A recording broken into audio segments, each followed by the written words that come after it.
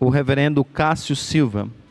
Ele é missionário da APMT, que é a Agência Presbiteriana de Missões Transculturais, e também ali coordena projetos, ali faz o trabalho também de executivo da nossa instituição. Ele já esteve conosco em uma programação do nosso sínodo em Rio Claro. Já temos tido contato com ele para algumas consultas do nosso trabalho do Aliança Missionária, e ele prontamente recebeu o convite, prontamente aceitou o nosso convite para estar aqui conosco hoje, por ocasião do culto público ao Senhor e também da escola dominical. Eu vou convidá-lo para que venha aqui à frente, também apresente a sua família, e logo depois faça uso da palavra, e a nossa oração é que Deus possa abençoá-lo ricamente. Obrigado, reverendo. Bom dia, meus irmãos. Que privilégio estar aqui com vocês nesse domingo especial de conferência missionária e poder compartilhar com vocês a palavra de Deus. Me acompanha a minha esposa, Elisângela, nossos filhos, Maria Elisa e Micael. Nós tivemos a alegria de servir a Deus por 15 anos na floresta amazônica, entre indígenas. Nossos filhos são amazonenses, nós somos mineiros, e tem 3 anos que estamos servindo o Senhor, agora a partir de São Paulo, na nossa agência presbiteriana de missões transculturais. E é sempre uma grande alegria conhecer mais uma família, mais um rebanho do Supremo Pastor, e ver uma igreja como essa, viva e engajada com o trabalho missionário. Nessa conferência, que eu sei não é uma conferência de conscientização missionária, porque sei que essa igreja é conscientizada e engajada, é sim uma conferência que expressa já o engajamento dessa igreja, pelo que louvo ao Senhor, pela vida de cada um de vocês, de cada família desta igreja que tem buscado servir o Senhor entre os de perto e os de longe.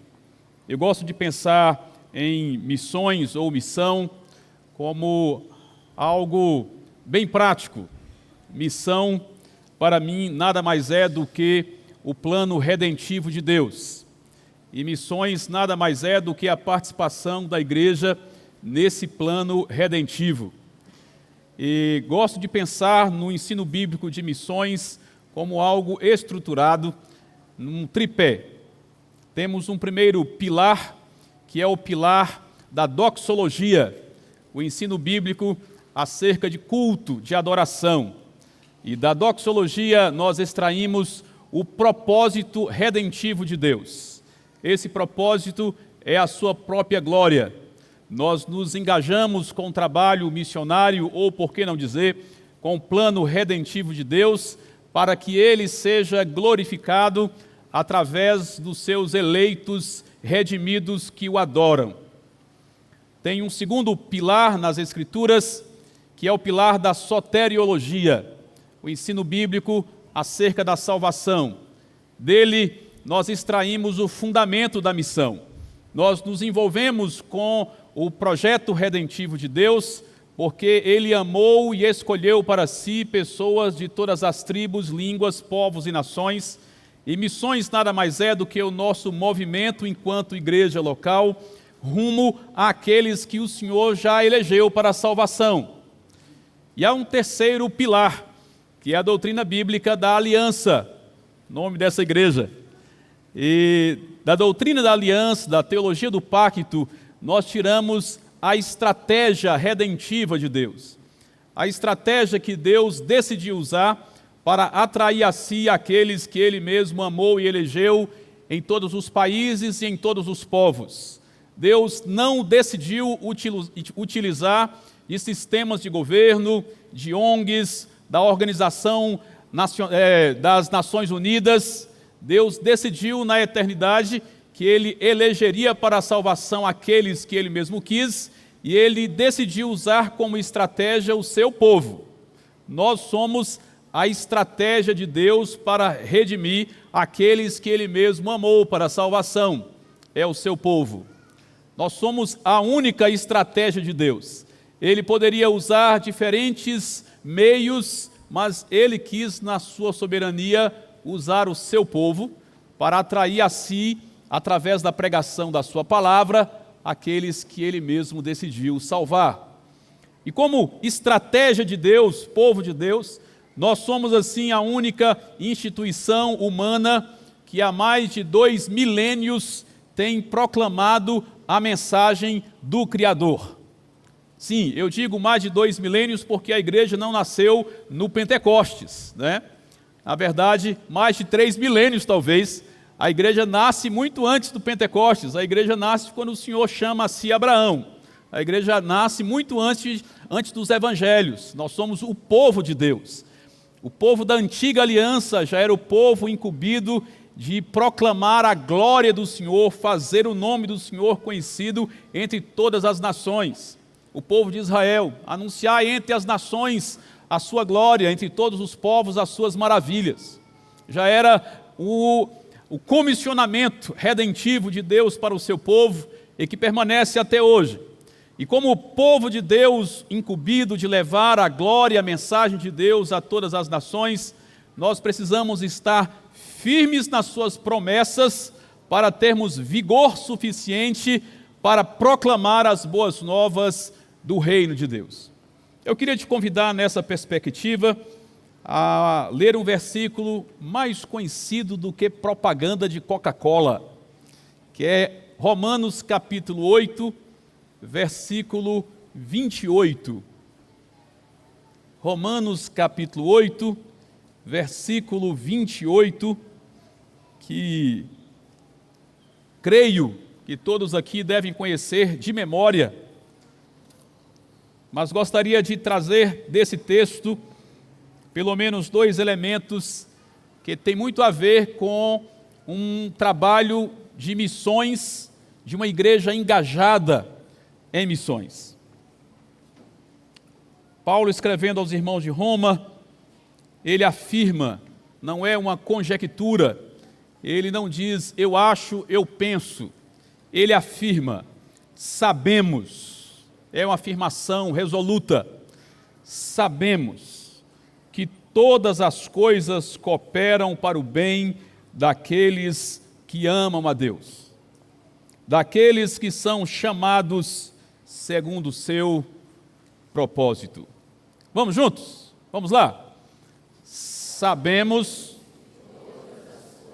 cooperam para o bem daqueles que amam a Deus, daqueles que são chamados segundo o seu propósito. O que seria todas as coisas nesse versículo? Às vezes, de maneira inadvertida, nós respondemos sem pensar. Todas as coisas aqui é tanto as coisas boas quanto as coisas ruins. É verdade, mas não verdade plena. Porque todas as coisas do versículo 28 de Romanos 8, de fato, é o que está revelado no versículo 18. No versículo 18 desse mesmo capítulo, Paulo afirma: porque para mim tenho por certo que os sofrimentos do tempo presente não podem ser comparados com a glória a ser revelada em nós. Todas as coisas do versículo 28 são os sofrimentos do tempo presente do versículo 18.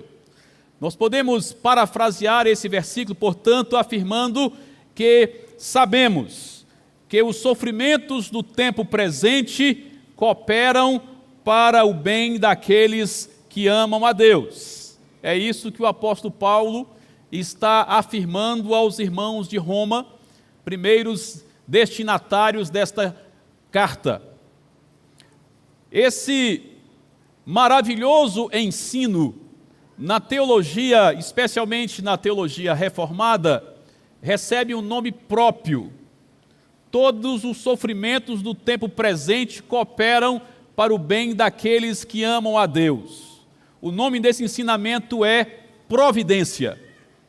Providência é uma daquelas santas e doces palavras que não ocorre no texto sagrado, mas que o seu ensino transborda das páginas das Escrituras.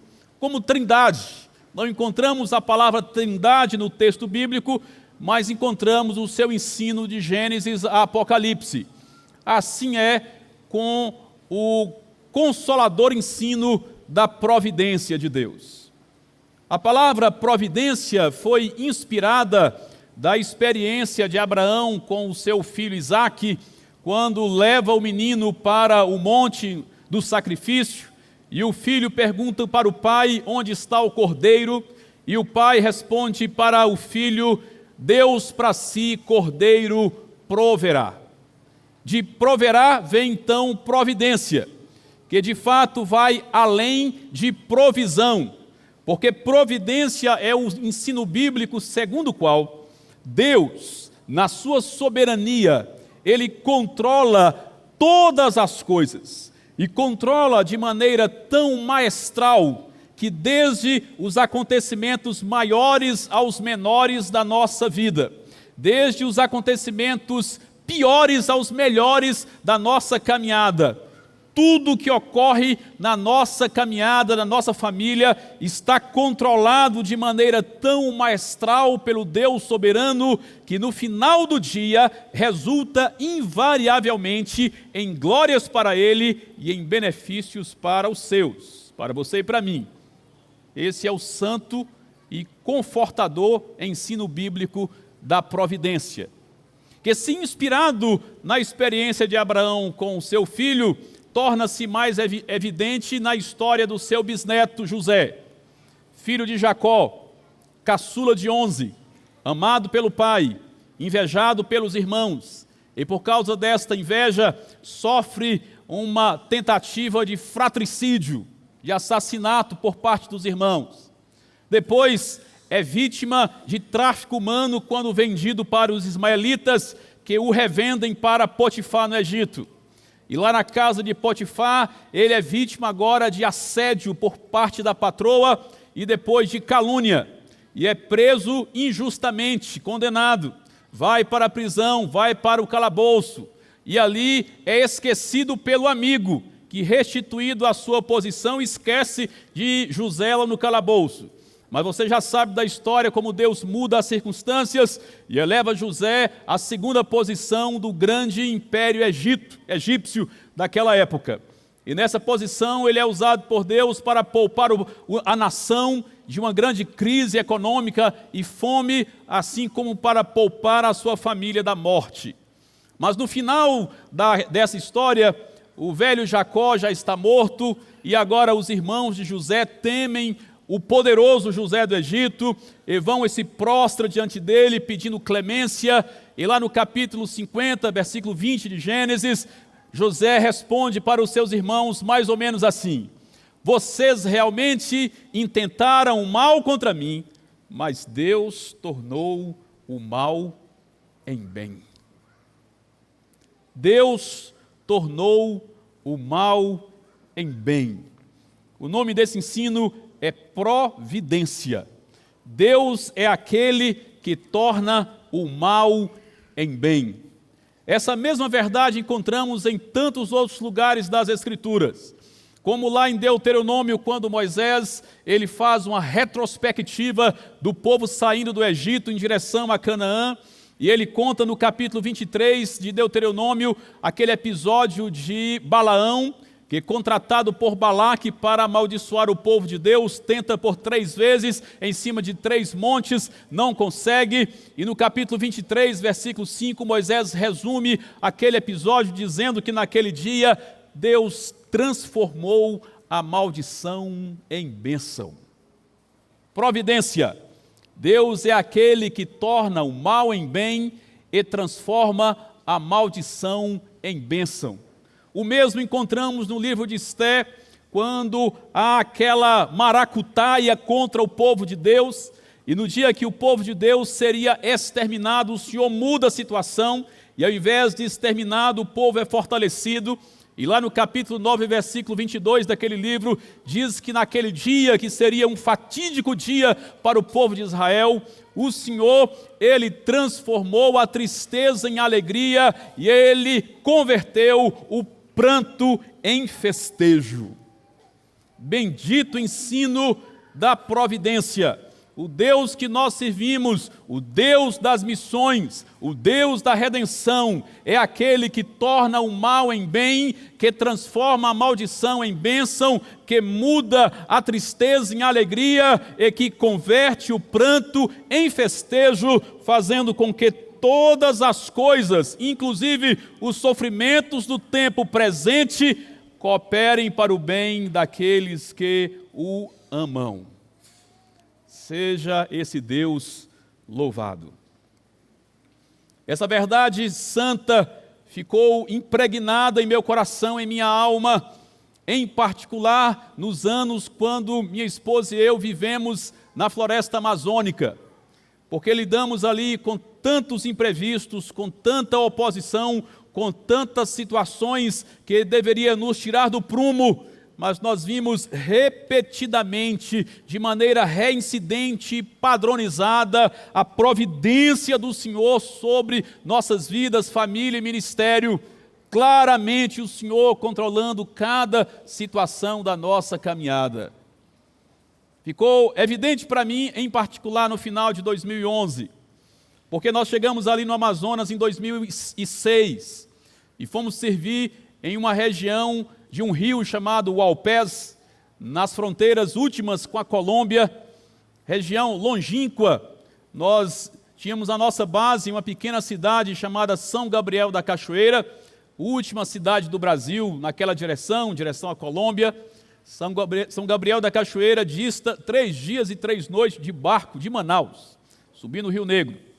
E uma pequena cidade, que é uma grande aldeia, na verdade, 20 mil pessoas, maioria, 90 e poucos % de indígenas, inclusive prefeitos, vereadores, etc. Os não indígenas é a minoria. E daquela pequena cidade que era a nossa base, nos deslocávamos ainda 1 dia e meio de canoa até a primeira aldeia do povo com o qual trabalhávamos, e até a última aldeia seria mais 1 dia e meio, 2 dias de canoa, a depender do nível da água e do peso da canoa. Ali na calha do rio Alpés habitam 15 povos indígenas, e quando ali chegamos não havia um crente sequer, não havia nenhum culto de adoração a Deus, não havia uma reunião pública de oração, não havia adoradores ao Senhor em todo aquele complexo. E nós fomos então com um projeto de educação intercultural bilíngue, grafamos a língua daquele povo, produzíamos materiais didáticos para aquele povo na sua própria língua, treinamos professores indígenas, abrimos escolas, passamos a prestar assessoria didático-pedagógica para aquelas escolas em várias aldeias e, paralelo a isso, nós desenvolvíamos relacionamento com aqueles indígenas, fizemos amigos de verdade, não como estratégia, mas de verdade, e pregávamos o Evangelho nesse ambiente de relacionamento, de amizade. Mas, com alguns anos, uma frustração começou a entrar no meu coração, porque víamos o projeto de educação indo muito bem, escolas sendo abertas, crianças sendo alfabetizadas, famílias sendo alcançadas ali pela escolarização, mas a parte da evangelização era como se lançássemos sementes no asfalto. E depois de um tempo começamos a perceber também os efeitos colaterais nocivos da escola naquelas aldeias, porque para abrir uma escola em aldeias como aquelas, é preciso documentar as famílias. Não tinham documentos quando nós chegamos ali, nem registro de nascimento. Para matricular o aluno, ele tem que ter registro de nascimento. Para ter registro de nascimento, seus pais têm que ser documentados. Então, nosso primeiro trabalho foi uma documentação geral do povo. Mas não tínhamos pensado nos efeitos colaterais, porque quando você documenta uma família indígena, a mãe passa a ter acesso ao Bolsa Família de imediato. A viúva passa a ter acesso à pensão viuvez. O idoso, ele é aposentado de imediato, passa a ter acesso ao benefício da aposentadoria. Abre a escola, contrata um professor que tem um salário do Estado. Se é uma escola maior, tem a merendeira, e assim por diante. O povo passa a ter acesso ao dinheiro, que não chega na aldeia. Mesmo se chegasse, não tinha no que gastar. Então, esse acesso ao dinheiro leva o povo para a cidade, passa a frequentar a cidade. E na cidade eles têm acesso a todos os produtos industrializados que sempre desejaram e têm todo o direito de ter acesso a eles, mas têm também acesso às piores mazelas da sociedade externa. E naquele caso nós vivíamos ali com um povo que já tinha uma prática cultural de embriaguez coletiva, fazendo uma bebida com base na mandioca, chamado caxiri, com o teor alcoólico da cerveja. E o ritual de embriaguez é um ritual coletivo de 2, 3 dias, dia e noite, bebendo sem parar, até terminar, acabar com a bebida fermentada. E naqueles rituais de embriaguez, que as suas festas, acontecia de tudo, tanto agressão física, quanto suicídio, a traição conjugal, a abuso contra crianças menores e contra mulheres, inclusive, acontecia de tudo. Mas com a escola, eles indo até a cidade, eles passaram agora a levar para a aldeia bebida destilada, cachaça, engradados e mais engradados de cachaça, e aqueles rituais de bebedeira coletiva se tornaram muito piores. O índice de embriaguez, o índice de abuso contra mulheres e crianças, o índice de agressão física, de assassinato e de suicídio elevou-se drasticamente em poucos anos através das escolas que nós introduzimos naquelas aldeias. E aquilo começou a gerar uma frustração no meu coração, porque eu pensava, bem, estou aqui para servir o povo, para evangelizar o povo, mas olha as consequências do trabalho missionário, não é? Atrelado naturalmente ao Estado, porque nós fazíamos tudo em convênio com o Estado, em parceria com o Estado, Secretaria de Educação, FUNAI e assim por diante. Passaram-se 5 anos, não tinha nenhum convertido ainda, mas o índice de violência e dessas mazelas tinha subido. Em 2011 eu já estava bastante frustrado, e final de 2011 nós saímos para ir de férias para Minas Gerais, e antes da gente embarcar, um indígena desceu de canoa, foi até a cidade, me avisou que o pessoal da saúde do governo tinha estado na aldeia, numa campanha de vacinação, foram de helicóptero, e quando o helicóptero subiu, derrubou 5 das suas casas e descobriu a nossa. Quando eu falo casa, eu me refiro a palhoças, né? Casinhas feitas de vara, de madeira roliça, amarrada com cipó, fechada com varas, coberta de palha. A nossa também era assim, igual a deles, e eles disseram, tiraram a palha da sua casa. E eu tive que voltar então para a aldeia, muito frustrado. Peguei a minha canoa, subi o rio, gastei 2 dias para chegar lá na aldeia. O rio estava muito seco naquela época, bati em pedra, subi em areia, chama de praia, né? Subi em praia, encalhei na praia, bati 3 vezes em troncos no fundo da água, quebrei a reserva, a minha hélice, coloquei a reserva, a hélice do motor. É como você está andando no deserto, fura o pneu, você põe o step e não tem mais step, né? Mais ou menos assim. Cheguei ali no final do 2º dia, confesso para vocês que eu estava muito frustrado com tudo aquilo, já meio amargurado, reclamando e murmurando de tudo, de todos. Quando cheguei na aldeia, eu vi as casas, umas caídas, a minha descoberta, fiquei murmurando contra o exército, contra o pessoal da saúde, aquele povo sem noção que vai com um helicóptero enorme numa aldeia indígena daquela. E quando então cheguei, descansei um pouco, eles me deram uma triste notícia, dizendo, não tem mais palha aqui perto da aldeia, só tem lá na cabeceira do rio. Vamos ter que subir. Subimos então no outro dia, quase um dia subindo o rio acima, ainda a partir da aldeia. Chegamos no Caranazal, no final daquele 3º dia, eu estava cansado, até a minha rede entre 2 árvores para esticar a coluna, deitei, de cansado que eu estava, dormi até o outro dia no relento. No 4º dia tiramos a palha, descemos para a aldeia. No 5º dia daquela viagem fatídica para mim, nós refizemos então a cobertura da minha casa. Eles fazem isso de maneira muito rápida, são ágeis. E eu pensei, amanhã eu vou embora, 6º dia. Para minha tristeza, aquele indígena que havia descido para me avisar, já tinha chegado de volta na aldeia com engradados de cachaça, e no dia que eu pensei, vou embora, eles amanheceram bebendo. Eu não podia ir embora sem despedir deles, tive que esperar. Depois do meio-dia, aquela bebedeira, regada por muita cachaça, resultou numa briga coletiva, virou quase um pandemônio, de um batendo no outro, querendo matar o outro, colocaram fogo numa casa, e da minha casa, do outro lado da aldeia, eu olhava aquele pandemônio acontecendo na escola, que nós tínhamos, com muito esforço, ajudado a erguer, e eles transformaram a escola, então, naquele dia, num centro de bebedeira coletiva e de briga coletiva também. E eu murmurava contra aquele povo. Quando, então, alguém colocou fogo numa casa, a aldeia rachou, várias famílias foram embora para não mais voltar, e eu, revoltado ali, pensei, amanhã eu vou embora, aconteça o que acontecer. Para minha tristeza, naquele outro dia, já no 7º dia de viagem, eu acordei com a parturiente entrando em trabalho de parto, a criança morreu e ela não conseguiu expelir a criança, e a mãe daquela parturiente ia lá chorando e dizia para mim: Cario, a minha filha vai morrer. Cario é branco, né? Branco, minha filha vai morrer, vai morrer, vai morrer. E eu ali naquela angústia, e a mulher gritando, e lá, na meados da manhã, o avô foi pedir socorro e disse: vamos levar a minha filha, senão ela vai morrer, vamos levar rio abaixo até encontrar socorro. Colocamos na minha canoa, descemos rio abaixo, a criança acabou de ser expelida, eles não quiseram continuar a viagem, voltaram para a aldeia, e eu pensei: amanhã eu vou embora, o que acontecer, independente do que acontecer, amanhã eu vou embora. Quando então, no final daquele dia, um jovenzinho de 17 anos, franzinozinho, como se fala lá no norte, né? Franzinozinho, menininhozinho, no norte coloca diminutivo no diminutivo, né? Menininhozinho. E aquele jovenzinho, franzinozinho, timidozinho, que eu nem ouvi a voz dele direito, ele foi lá na minha casa me procurar e disse: Branco, tu viu que ontem eu bati no meu tio velho? Eu falei: eu vi que todo mundo bateu em todo mundo. Não, eu bati no meu tio velho. Meu tio velho é o irmão do pai mais idoso, que no caso dele lá era um senhor viúvo de talvez uns 60 e poucos anos, que para ele já é muito idoso, né? 60 e poucos anos, viúvo, e um menino de 17 anos havia agredido fisicamente o seu tio-avô, né? Digamos assim, o seu tio mais idoso.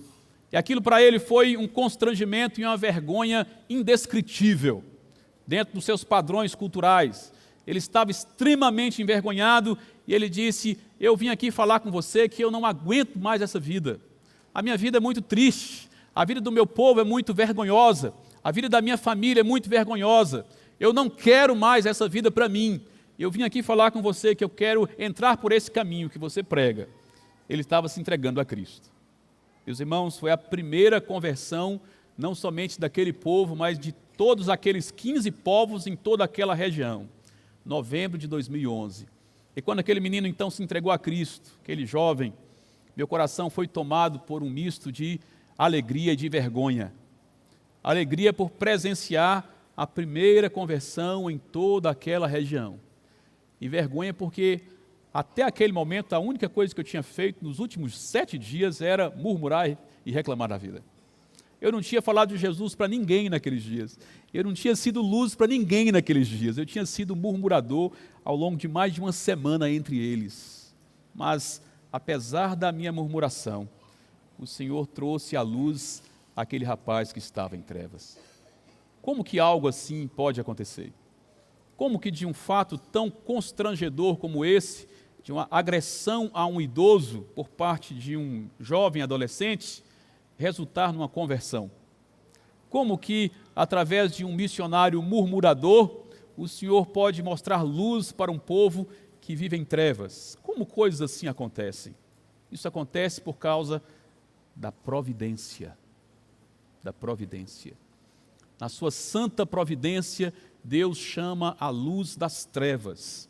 Deus chama a existência o que existe do nada. Deus, Ele chama da morte à vida. Da desesperança, Ele traz à tona a esperança.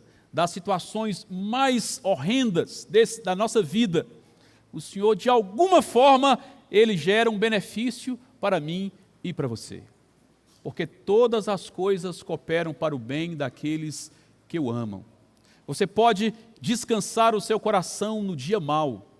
Você pode revigorar a sua alma mesmo durante a luta travada.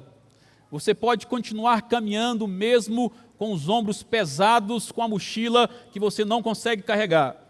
Quando a enfermidade bate na sua porta e não há esperança, ainda assim você pode ter esperança.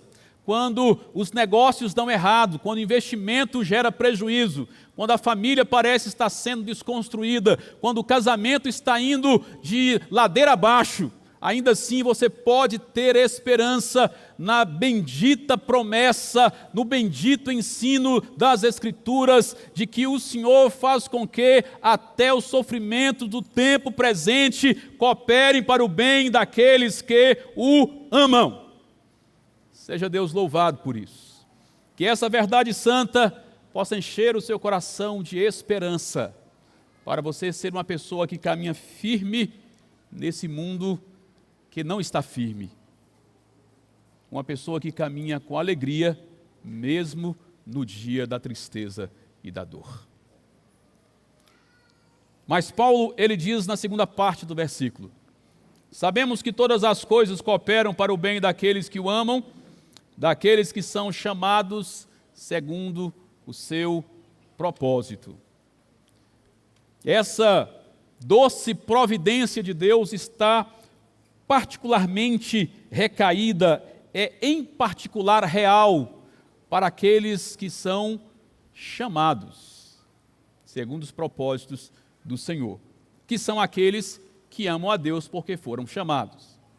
Esse chamado aqui, entretanto, nada tem a ver com chamado ministerial, para ser pastor, presbítero, diácono, líder, missionário, nada tem a ver com ministério. Esse chamado aqui é um chamado soteriológico, tem a ver com salvação. O versículo 29 diz assim: pois aquele que Deus de antemão conheceu, refere-se, portanto, à doutrina da eleição.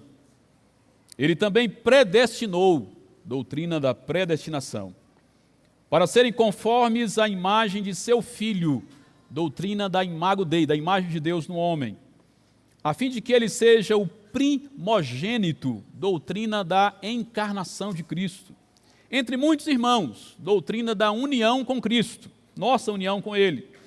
E aos que predestinou, a esses também chamou, doutrina do chamado eficaz, ou vocação eficaz. Aos que chamou, a esses também justificou, doutrina da justificação. E aos que justificou, a esses também glorificou, doutrina da glorificação. Esse chamado do versículo 28 é o mesmo chamado do versículo 30. Não tem a ver com ministério, tem a ver com salvação. É aqueles que foram chamados para a salvação. Assim como providência, esse ensino recebe um nome próprio, chamado eficaz. O ensino bíblico do chamado eficaz nos diz que todos aqueles que o Pai amou e elegeu para a salvação ainda na eternidade, todos eles, sem exceção, em algum dado momento do tempo e um determinado ponto do espaço, todos eles ouvirão o chamado irresistível do Deus Espírito Santo e se renderão ao Deus Filho. Esse é o bendito ensino do chamado eficaz. Vou repetir.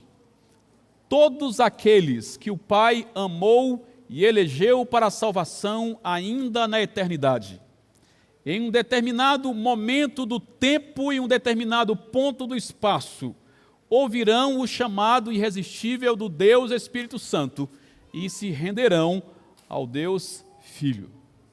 Ensino do chamado eficaz. Esse doce ensino nos diz que nenhum daqueles que Deus elegeu para a salvação ficará para trás. Nenhum deles, nenhum deles. O próprio Jesus afirmou no Evangelho de João: todo aquele que o Pai me deu virá a mim, todo. E aquele que vier a mim de maneira nenhuma lançarei fora. E lá no Evangelho, na revelação de Apocalipse a João, ali o Senhor diz que Jesus comprou e pagou com seu próprio sangue pessoas de onde? De todas as tribos, línguas, povos e nações. Em todos os países do mundo, em todos os povos da terra, lá estão aqueles que o Pai amou e elegeu, e nenhum deles ficará para trás.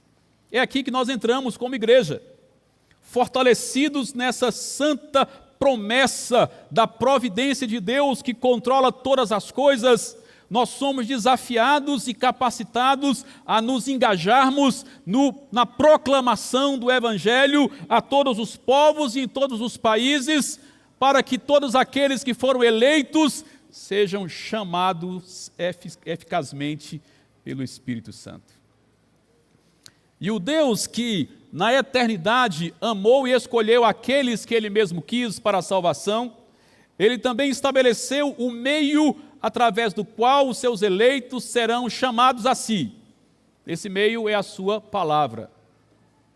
Porque Paulo, aos Romanos, capítulo 10, 17, diz que a fé vem pelo ouvir e ouvir a mensagem de Cristo. Missões nada mais são ou nada mais é, se entendemos como um substantivo, né?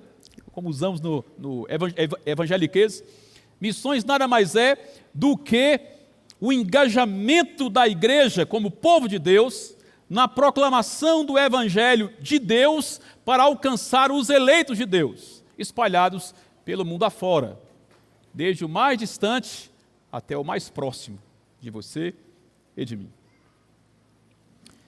E é verdade que as pessoas eleitas de Deus, elas reagem de maneira diferente a esse chamado.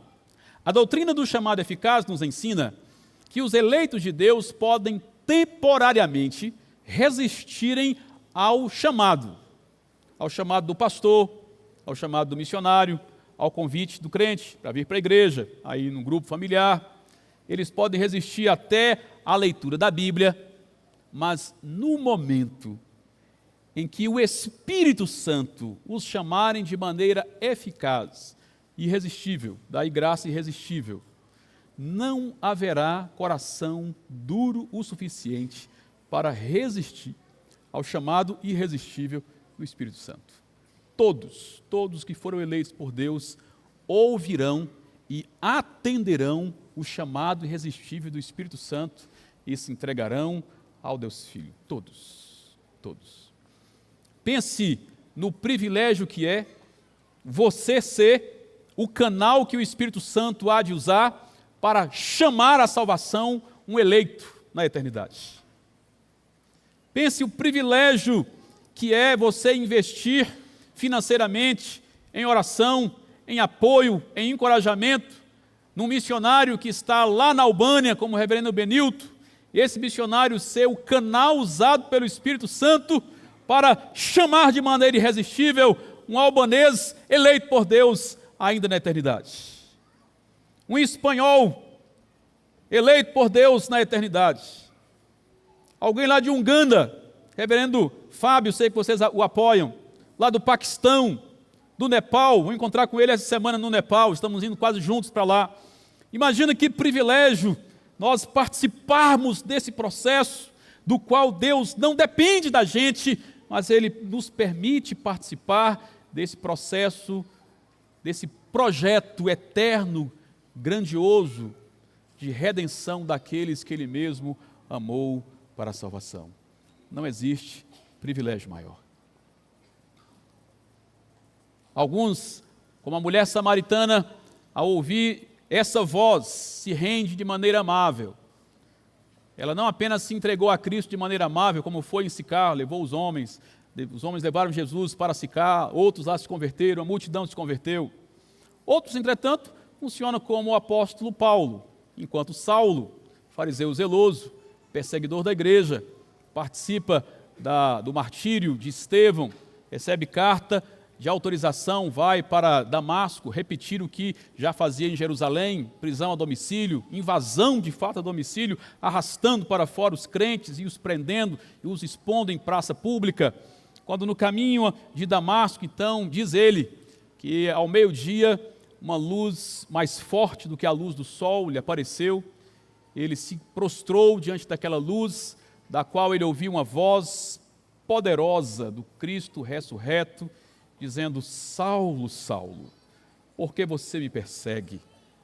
Ele achava que perseguia a igreja, mas estava perseguindo o próprio dono da igreja. Duro é para ti recalcitrar contra os aguilhões.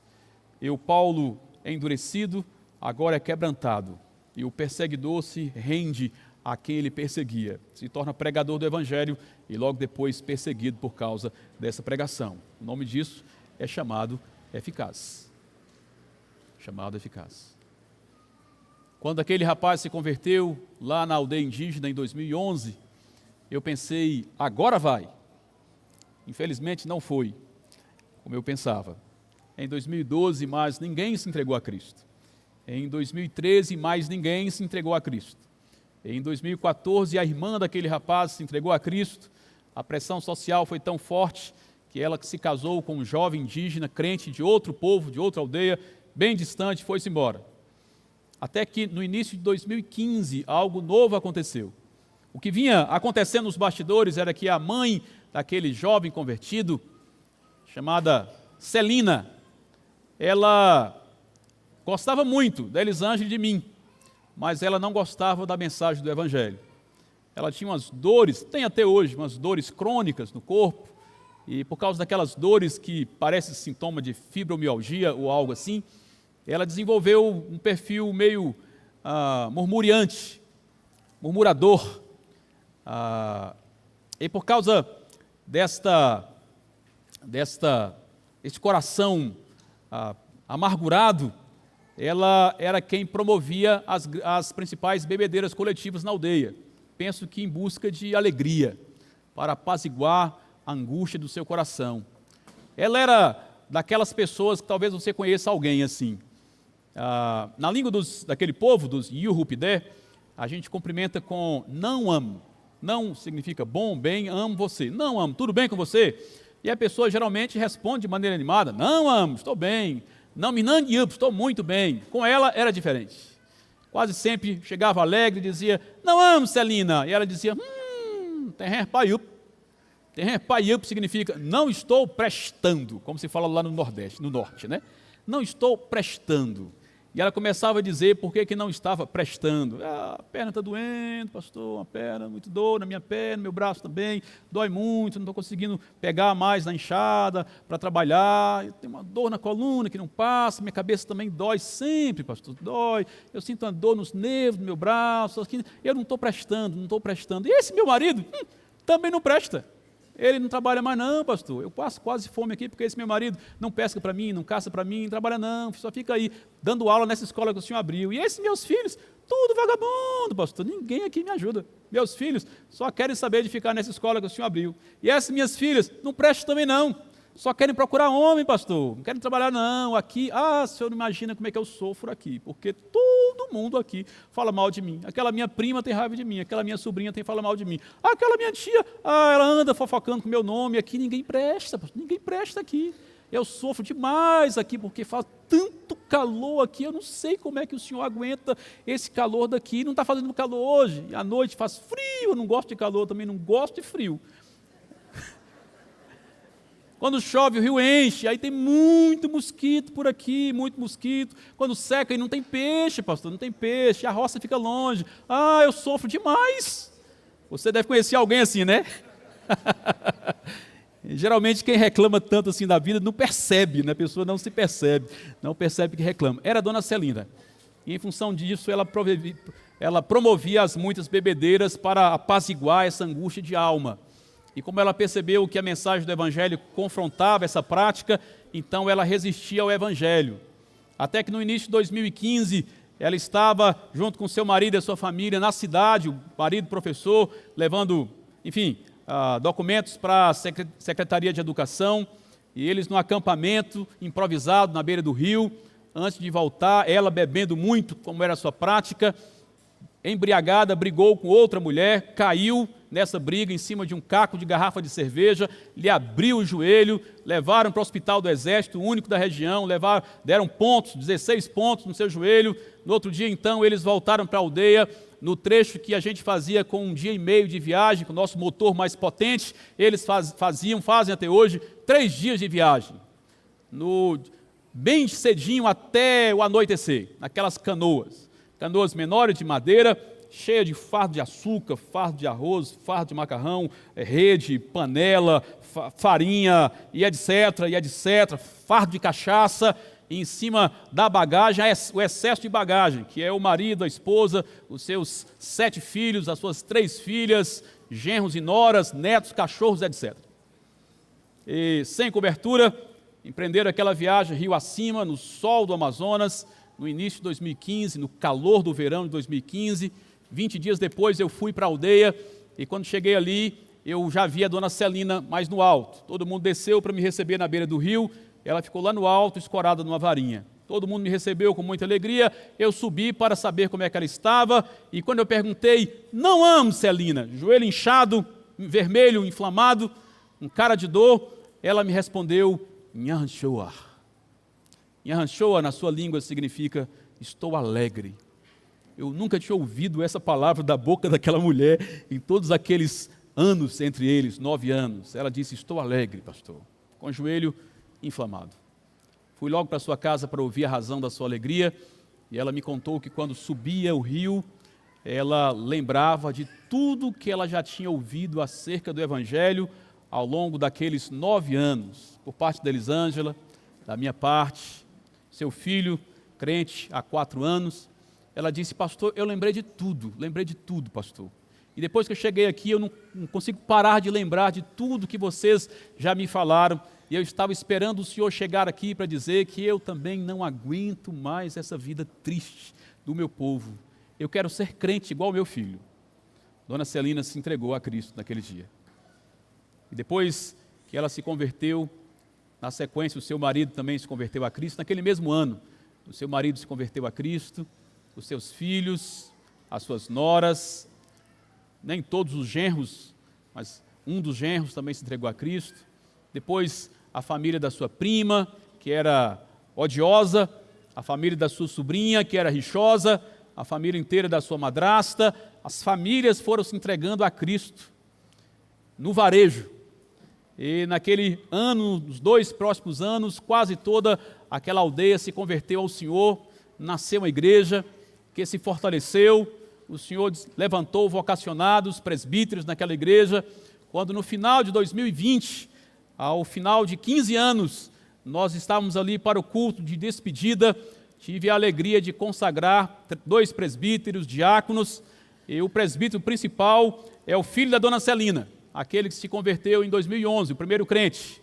Se fortaleceu, se tornou um bom pregador do Evangelho, aprendeu a traduzir a Bíblia comigo, trabalhando na tradução, com isso aprendeu a interpretar as Escrituras, foi ordenado presbítero, na prática é o pastor à frente daquela igreja. Nós temos ido ali visitar 1 a 2 vezes por ano. Ano passado eu tive a alegria de batizar mais 20 convertidos, quase todos eles filhos na fé do nosso filho na fé, porque o Evangelho entrou naquela aldeia, está impactando aquele povo, se tornou um farol naquela região que não tinha nenhum adorador a Deus. Hoje o Senhor é adorado naquela aldeia. Quando nós saímos dali, tinha 3 cultos semanais, eles queriam abrir mais, eu achava que era excesso. Depois que eu saí, parei de atrapalhar, eles abriram mais 2 cultos, tem 5 cultos por semana. Esses dias ele me escreveu dizendo, pastor, agora criamos também 3 reuniões de oração semanais. Deus seja louvado. E o Senhor está sendo adorado, glorificado, naquela floresta que vivia em densas trevas.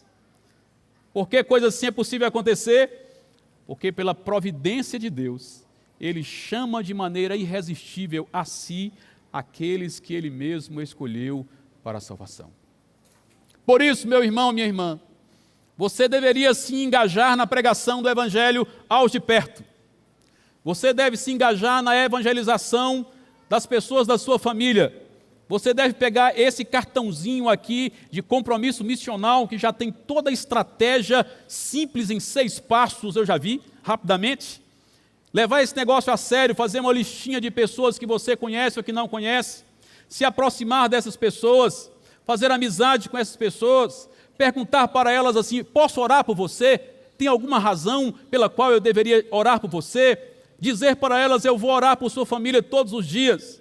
E se a pessoa é recalcitrante para ouvir o Evangelho, conte a sua experiência para ela, o seu testemunho. Ninguém é fechado para ouvir a sua experiência pessoal. Busque de Deus criatividade para ser um proclamador engajado e efetivo do Evangelho àqueles que estão perto de você, porque você não sabe quais deles são eleitos de Deus, mas você pode ter o grande e incomparável privilégio de em um determinado momento perceber-se sendo o canal do Espírito Santo para trazer a salvação a alguém que o Pai elegeu na eternidade e está pertinho de você. Não desista de orar pelo seu filho que está afastado do Evangelho, não desista de insistir com aquele seu sobrinho, seu parente que está afastado do Evangelho ou que nada quis com o Evangelho nunca. Não desista de orar pelo seu colega de trabalho, pelo seu colega de estudo, pelo universitário, pelo o amigo do colégio. Insista, persevere, Olhe com os olhos de Jesus, que vê a multidão e percebe nela pessoas aflitas porque não tem pastor. Se engaje nesse projeto glorioso de Deus de redimir aqueles que Ele mesmo quis. E que essa doutrina da providência seja suficiente para encher o seu coração de paz, de esperança e de descanso no momento difícil da caminhada. Mas que a doutrina do chamado eficaz seja suficiente para inflamar o seu coração pela evangelização do mundo, rumo àqueles que o Pai amou e elegeu para a salvação. Em nome de Jesus. Amém.